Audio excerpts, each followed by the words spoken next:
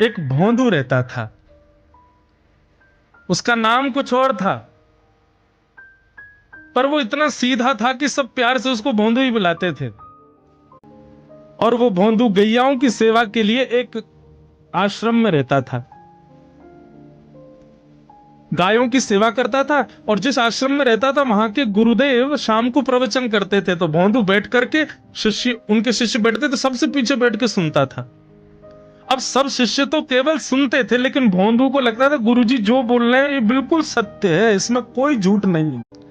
एक दिन गुरुजी प्रवचन करते हुए बोले, यमुना के पल्ली पार भांडीर वन में ठाकुर जी गैया चराने आए। भांडीर वन का नाम सुनते भोंदू कान खड़े हो गए। भांडीर वन तो मैं जाता हूं गैया लेके, मुझे तो कभी मिले नहीं वहां पर। आज भोंदू ने पहली बार जिज्ञासा करी, गुरुदेव ठाकुर जी दिखते कैसे हैं? तो गुरुदेव भी हंस गया, अच्छा भोंदू पूछ रहा है, बैठ जाओ बताते हैं। मोर मुकुट पहनते हैं ठाकुर जी। गैया लेकर के भांडीर वन पहुंच गया। गैया चल रही थी। अब भोंदू ढूंढ रहा है, कभी वृक्ष के नीचे जाके देखे, कभी कहीं देखे, कभी ढूंढे कहीं से चंदन की सुगंधी आ जाए। गुरुजी बता रहे थे उनमें से चंदन की सुगंधी आती है तो पृथ्वी पर नासिका रख करके कहीं पैर के निशान दिख जाते तो उनको सूंघ, ताकि इसमें चंदन की सुगंधी हो, क्या पता कन्हैया यहीं कहीं हो। इतने भाव से, इतने प्रेम से और इतने भोलेपन से ढूंढने लगा ठाकुर जी को। और ठाकुर जी नहीं मिलते ना तो अपने आप को ही कोसता, मुंह में योग्यता ना होगी, यही मारे ना मिल रहे, ठाकुर जी तो यही है। गुरु जी की बात गलत नहीं है, ठाकुर जी तो यही है। उसके उस सहज भाव पर, उसके उस सरल भोंदूपने पर ठाकुर जी रीझ गए। और इतने में ही भोंदू हताश निराश उदास बैठा था, खुद को कोस रहा था, मुंह में योग्यता ना है, मुंह ठाकुर जी मिल नहीं रहे। इतने में ही देखा सामने से असंख्य गायों का झुंड आ रहा है।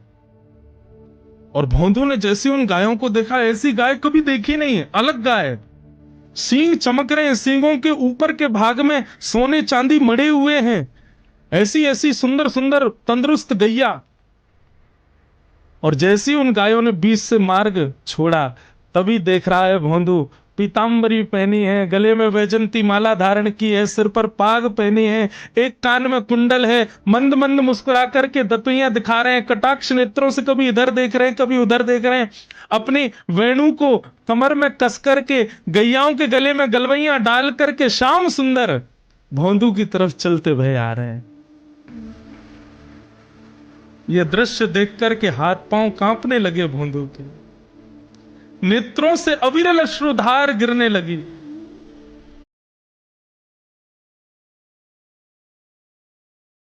ठाकुर जी और पास आ रहे हैं, और पास आ रहे हैं, और पास आ रहे हैं। जैसे ही ठाकुर जी आकर के बैठे, भोंदू के पास शब्द नहीं है, हाथ पैर कंपित हो रहे हैं, उसको सूझ ही नहीं रहा करूं क्या मैं, इनके लिए क्या बिछाऊं, कहां बैठाऊं। ठाकुर जी ने अपने आप ही भोंदू के गले में हाथ डाली, अरे तेरा नाम कहा है? जैसे ही ठाकुर जी ने नाम पूछा, भोंदू अपना ही नाम भूल गया, बोले मुझे याद ही नहीं मेरा नाम क्या है, पर प्रेम से सब लोग मुझे भोंदू बुलाते हैं। अब तो भोंदू नाम सुनते ही ठाकुर जी ताली दे दे के हंसने लगे, तेरा नाम भोंदू है? बोले हाँ मेरा नाम भोंदू है। और ठाकुर जी आपको अच्छा लगा? बोले हाँ बहुत अच्छा लगा। आपको नाम कहा है? ठाकुर जी बोले तुम मैं ना जाने? बोले जानू तो ना हूं, लेकिन गुरुजी ने जैसा रूप बताया वैसा ही है आपको, तो आप कहीं नंदनंदन तो नहीं हो? ठाकुर जी बोले हाँ मैं नंदनंदन नहीं हूं, यशोदा जी को लाला, नंद जी को लाला। भोंदू बोला जय हो भगवान, आज आपके दर्शन है गए। गुरु जी और सब बालकन को तो आप शायद रोज ही मिलते होंगे, लेकिन मैं ही अभागो मुंह को आप आज ही मिले हो। ठाकुर जी बोले अब चल बात मत बनावे, जल्दी कछु खवा, मुंह को भूख लग रही है। भोंदू एक कपड़े में रोटी बांध के उसमें मिर्च और गुड़ रख करके लेके गया। 2 रोटी थी।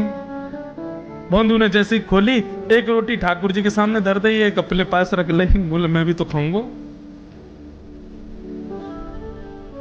ठाकुर जी ने बढ़िया रोटी ऐसे घुमाई और प्रेम से गुड़ खामे और रोटी पान लगे प्रेम से, और ठाकुर जी तो चप चप करके नेक देर में पा गए। भोंदू तो भूल ही गए वो खानो भी, वो ठाकुर जी को ही देख रहा है। ठाकुर जी बोले और जोर की भूख लगी, ला अपनी रोटी दे दे।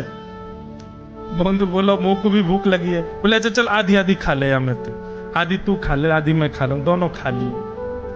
कल तो नेक्स्ट से ज्यादा सी रोटी ले आइयो, भूख ज्यादा लगे, और सुन यही समय आइयो, मिलूंगा कल भी तोते। ठाकुर जी अपने मार्ग पर चले गए। भोंदू इतना प्रसन्न है, बोले आज मुझको ठाकुर जी मिल गए। लौट करके आया, गायों को यथावत बांध दिया, हाथ पांव धो के गैयाओं की सानी करी। गुरुदेव के प्रवचन का समय हो गया, भोंदू पीछे जाके बैठ गया। नेत्रों से बस आंसू ही आंसू निकलते जा रहे हैं। अपने गुरुदेव को प्रणाम करे, इनकी कृपा से ठाकुर जी मिले। उसने किसी को नहीं बताया, उसको लगा सबको ही मिलते हैं भगवान, मुझे ही मिले बहुत दिन बाद। दूसरे दिन भोंदू खूब सारी सामग्री रसोई घर में इकट्ठा करके जाने लगा। किसी ने जाके गुरुदेव से कह दिया कि भोंदू बहुत सारी सामग्री ले जा रहा है। गुरुदेव ने जाके कही, भोंदू इतनी सामग्री ले जा रहे हो भैया, वो भंडारो करेगो का? नहीं गुरुजी भंडारो तो नहीं करूंगा, वो नंद नंदन आमे, वो यशोदा नंदन मदन मोहन वो अपनी गैया चरा के आए, कल भी आए, मेरी रोटी खा गए, मैं भूखो ही रहेगा कल। या हमारे ज्यादा सी ले जा रहा हूं, बेचारे बहुत भूखे आए कल, कि उनको पेट भर जाएगा, मैं भी पा लूंगा। या हमारे गुरुजी आज ज्यादा सामग्री ले जा रहा हूं। गुरुदेव ने मन में सोचा, ये बात कोई और कहे तो अविश्वास किया जा सकता है, लेकिन भोंदू झूठ नहीं बोलता। भोंदू कभी झूठ नहीं बोलता, भोंदू की बात पर विश्वास करना ही पड़ेगा। गुरुदेव बोले सुन सुन इधर बैठ। ठाकुर जी आए थे? बोले हाँ। अच्छा, उनका रूप कैसा था? जैसा रूप आपने बताया था ना गुरुजी, बिल्कुल वैसा। ऐसे कटाक्ष नेत्र, मोती जैसे दांत, ठाकुर जी की मुस्कान ऐसी, पाग ऐसी, कान ऐसे। गुरुदेव के तो नेत्र बंद हो गए, वे सब अनुभव करने लगे। लेकिन गुरुदेव बोले रूप कैसा भी बता दे, चरण यदि इसने बता दिए तो मैं मान जाऊंगा कि ठाकुर जी थे। अच्छा तूने चरण देखे? बोले हाँ गुरुजी मैंने चरण देखे। चरण कैसे थे? बोले चरण ऐसे ठाकुर जी, उत्तुंग रक्त विलसन नख चक्रवाल। ठाकुर जी के चरण जब वो चल करके आगे बढ़ते हैं ना, तो चिन्ह बन जाते हैं। कहीं ध्वजा बनी थी, कहीं शंख बना था, कहीं कुछ बना था। और उनके जो नखून है ना, उनमें से ऐसा लगता है मानो जैसे कोमल का पराग हो, कमल का पराग हो। और चरणों का रंग कैसा, जैसे मानो जैसे गुरुदेव कमल होता है ना, कमल की आकृति, ऐसे ठाकुर जी के चरण। जब चरण का यथावत वर्णन भोंदू ने कर दिया, गुरुदेव समझ गए। बोले निश्चित ठाकुर जी आते। नहीं तो भोंदू कहां जाने, इतनी बुद्धि नहीं है उस पे कि वो इतना सब कुछ ढूंढ ढाड़ के मुझे बताए। भोंदू एक काम करेगा? बोले हाँ। ठाकुर जी आएंगे तो तेरे सखा बन गए? बोले हाँ। तो उनको लेकर के आश्रम आ जा, यहां पे आ जा। भोंदू बोला कि इतने योग्य बालक हैं, लेकिन ठाकुर जी ने किसी से नहीं कही, मुझसे कही है। अगर मैंने ये काम नहीं किया तो मेरा जीवन व्यर्थ है। भोंदू को लगा ठाकुर जी सबसे ही मिलते हैं, गुरु जी किसी से भी कह के बुलवा लेते, मुझको काम दिया। भोंदू ने तो उसको अपने हृदय में ले लिया, अब ये काम मुझे करना है। बोले गुरु जी मैं वचन दे के जा रहा हूं, ठाकुर जी को मैं लेके आऊंगा। जा बेटा। भोंदू वन में चला गया। अब तो उसको मिलने की भी एक्साइटमेंट नहीं है, और कोई उसके मन में भाव ही नहीं है। उसको ये है बस ठाकुर जी को मैं ले जाऊं। जा करके बैठा, ठाकुर जी अपनी गैया चराते भये, बढ़िया सुंदर एक डंडा पर हाथ टांगे भये ठाकुर जी आए। रूप देख करके फिर से भावुक हो गया भोंदू। ठाकुर जी आकर के बैठ गए। बोले चल जल्दी निकाल रोटी, भूख लगी है मुंह को। भोंदू सजाता जा रहा है थाली, ठाकुर जी को देता जा रहा है। बोले जय जय, एक प्रार्थना करूं? करो। आप मेरे संग मेरे सखाओ ना? आप बोले हाँ तेरो सखाऊं, तो मेरी बात मानोगे? बोले कहा आप मेरे संग आश्रम चलो गुरु जी के पास। ठाकुर जी रोटी पाते जा रहे, ठाकुर जी ने अनसुनी कर दी बात। बोले जय जय कछु कहो ना, आप चलोगे ना? ठाकुर जी बोले हम तेरे सखा हैं, तेरे गुरु जी के सखा नहीं है। तू मोते मिल, तू मेरे संग खा, तू मेरे संग रहे, तू कछु कर, तो कुछ सब अधिकार है, लेकिन ये हम गुरु जी ते मिल बातें मिल ये सब हम नहीं करेंगे। हम बस तेरे सखाएं, तो ये जाने और कोई ना जाने। ए जय जय ऐसे मत कहो ना, वे नहीं बताते तो मैं तो आपको देख ही नहीं पाता, मैं तो आपको जानता ही ना हूं। उनने ही तुमको बताई कि आप भांडीर बनाते हो, आपका रूप ऐसा है। उनने कृपा करके मुकु आपसे मिलवाए हो, वही हमारी मित्रता के मूल आधार है, उनसे तो मिलवे चलो ना। ठाकुर जी बोले देख ज्यादा जिद मत करे, हमने तो उसे एक बार कह दी हम नहीं जाएंगे नहीं जाएंगे नहीं जाएंगे। ठाकुर जी रोटी पा रहे थे तो भोंदू ने हाथ से रोटी और छनाई बोली ये भी दो, ये भी गुरु जी की है, लाओ ये मिर्च गुड़ सब दो, ये सब गुरु जी को, ये भी मत खाओ। और सुनो, यदि हमारे गुरु जी से आपको प्रेम नहीं है तो हमको आपसे प्रेम नहीं है। कलते अपनी गैयान को लेकर कहीं और चरावे जाओ, होंगे तुम नंदन नंदन अपने गांव के, मेरे गुरु जी के पास नहीं जाओगे। और सुनो, ये मुंह में जो रोटी रखी जाओ को उगल ले आओ, ये भी गुरु जी की रसोई में बनी है, हमारे गुरु जी से नहीं मिलेंगे। ठाकुर जी बोले अरे भोंदू ने रुक तो, नहीं नहीं नहीं अब तो मैं सुनूंगा ही नहीं, आपने ऐसे कैसे कह दी नहीं जाएंगे, 3 बार नहीं जाएंगे नहीं जाएंगे।